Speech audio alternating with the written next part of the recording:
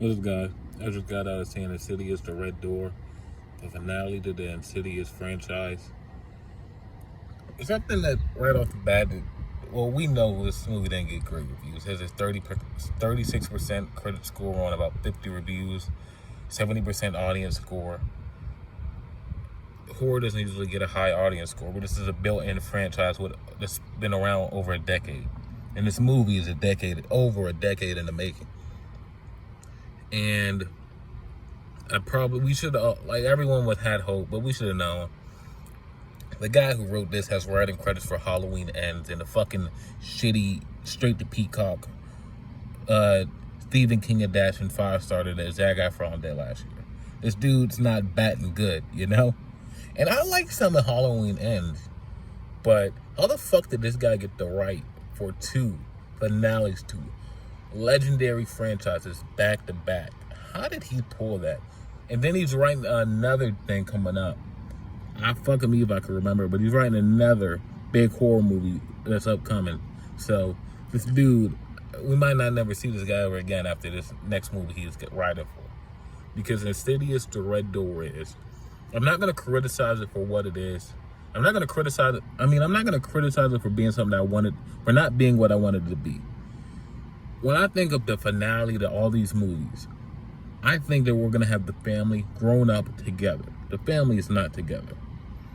Now, they explain why Renee and Josh aren't together, and they explain why their relationship is how it is. But I feel like the whole message of these movies from start to end, and I guess that's what they're going for, is you are stronger together. You are stronger with your family. So, I feel like it would have been better instead of just going against that rule, going against what I've been taking away from this franchise, breaking the family up. We keep them together. We keep Josh and Renee together, but we show that there is something going on. That's how they are. That's how they're drifting apart, and it's starting to fuck with the relationship. Not they've been apart. They kind of been drifting apart for like 5-6 years, you know? And this movie begins with them at the funeral of Miss Lambert, Josh's mom. And I don't want to, and like, I really wish they were together, and that's how they did it. Instead of Dalton being away at college, they were all living together, and this is Dalton's senior year, and he meets Chris, a new girl, and like, I really like the character of Chris, so that's why I like really feel bad about like this criticism. But it's not even a criticism, but it's like, it makes me feel bad, because I really did like the character of Chris, but I wish there was a way we could have got that great character, that funny actress in this movie, without breaking the family up and sending Dalton off to college, you know? That's like, but that's not a criticism of this movie. This movie, for what it is, as far as finales to horror franchises go, it's probably up there in the upper echelon of good send-offs. As far as where it stands in the Insidious franchise, I would probably put it, it's not better than the first one, not better than the second one, and not better than the third one, but it is better than what is it called? The Last Key? That's what it was called? Insidious, The Last Key. It's better than the fourth one they did. Overall, the biggest criticism I have of the movie is it's just not fucking scary. It's just not fucking scary. When we're entering the third act and Josh is in the further, and he's finally starting to see the red Darth Maul demon, I was like not getting scared about anything they did. I was like, oh my fucking God. This movie's just not fucking scary whatsoever. And not to say Patrick Wilson did a bad job of directing. Like, there are some good jump scares, but they weren't fucking scary. There were some good jump scares. The one in the beginning, towards the end of the funeral scene.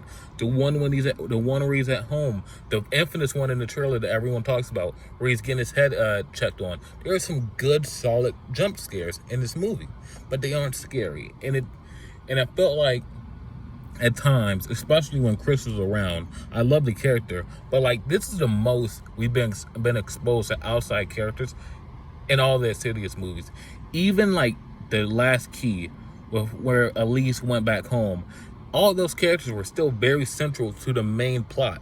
So we went out into the world and met a whole lot of characters that we just met, but we weren't going to meet again. And I feel like with the Insidious movies, I like for it to be very close to the chest, be very family orientated, or very people that you care about orientated. You know what I mean? Like, I like it to be more close to the chest. I felt this was more a little out there. Like, You know, maybe you don't know what I mean. Maybe it doesn't make sense. But I just felt like I wanted the movie to be way more close to the chest, and I wanted to be way more tight knit with the family, and in addition to Chris. But that's, yeah. Like, but overall, the biggest criticism amongst them all is that it's just not scary. And I wish we had more Renee. Rose as his character Renee is so heartwarming. She's so great as a character. But overall, I think Patrick Wilson did do a great job directing the movie. The thing that brought it down the most is definitely going to be his piss poor writing, and that's not on him. But as far, like I said, as far as $10 go in horror franchises, this is definitely in the upper echelon. So, Insidious, The Red Door, 6 out of 10. Wish it could have been so many other things. Wish it could have been scarier, but it's still a solid horror movie and a solid send-off to this wonderful franchise. Peace.